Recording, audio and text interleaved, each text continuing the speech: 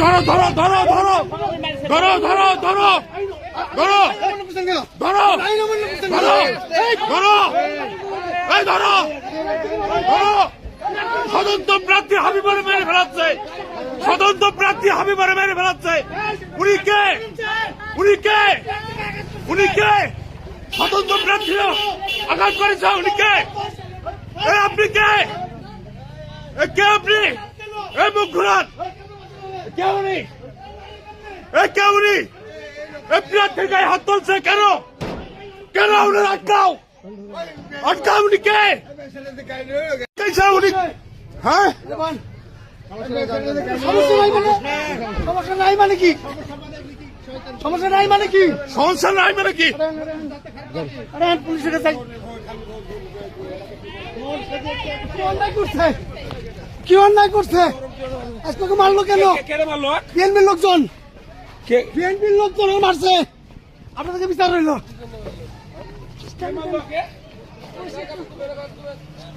বিএনপির লোকজন মারছে। উনি মারার হক রাখে? একজন প্রার্থী এখানে আসছে তার উনি মারার হক রাখে?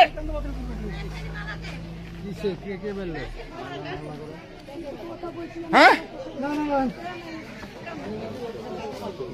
আপনি বলেন কি বলছিলেন? বলেন। চা বলছি ভাই, পরে বলতেছি আমরা। গাড়ি থেকে নেমে আমি সালাম দিতে দিতে যাচ্ছি, একটা মহিলা আসছে, বিএনপি টেবিল পেতে বসে আছে ওরা।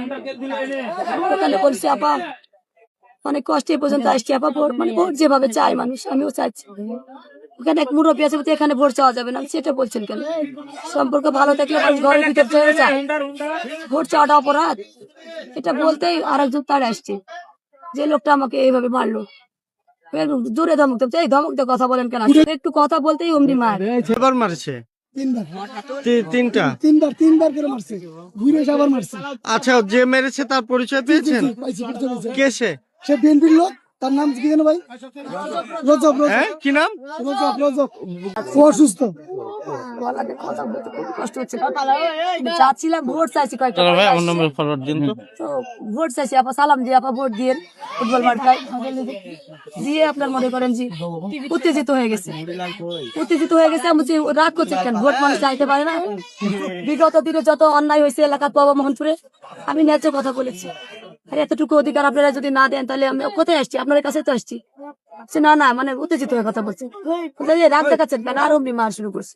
বিএনপির লোকজন ফুটেজ আছে, মোবাইলে দেখলাম তো, ফুটেজ দেখালাম।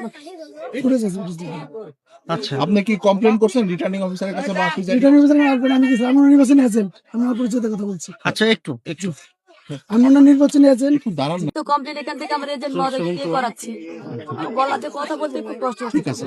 আচ্ছা, একটু এজেন্টের সঙ্গে কথা বলে। আপনার নাম? আমার নাম আকবর হোসেন ফাইটন। আমি ওনার প্রত্যেকটা অন্যায়ের প্রতিবাদের সাথে ওনার সাথে আছি, প্রত্যেক আছে পর্যন্ত। আমি নির্বাচনী এজেন্ট, ওনাকে নিয়ে আমি বিভিন্ন কেন্দ্র ঘুরছি, এখানে কেন্দ্র পরিদর্শন করে আমরা যাচ্ছি। উনি স্বভাবত গাড়ি থেকে নামেন, গাড়ি আমাদের আছে এখানে, গাড়ি থেকে নেমে সালাম কালাম দিচ্ছেন, বলছেন যে আমি একজন প্রার্থী, আমার মার্কা ফুটবল, আমি আসতে পারি না, দেখা করতে পারি না, আপনারা আমাকে ফুটবল ভোট দিয়ে। ওই পর্যন্ত যখন গেছে তখন অতর্কিত ভাবে এই লোকটা তাকে একবারে ডাইরেক্ট আক্রমণ করছে। আমি তখন ফাঁকে ছিলাম, দূরে এসে চাপকায় ধরছি, উনি ফিরে এসে আবার মারছে, আবার সাথে থেকে 3-4 জনে ধরছে নাকি। তারপরে ওনাকে ধাক্কায় নিয়ে গেছে ওনার লোকজনই।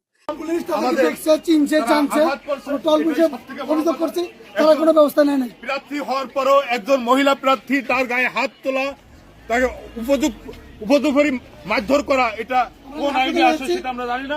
আমরা হাসপাতালে যাচ্ছি, আপনারা তার জন্য দোয়া করবেন ইনশাল্লাহ। আসসালামু আলাইকুম।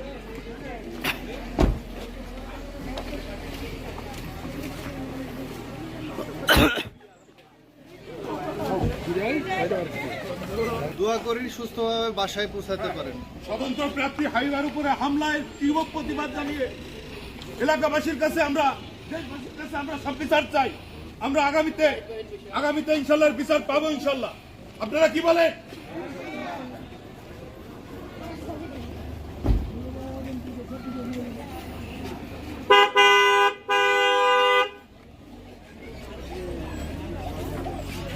আপনি কি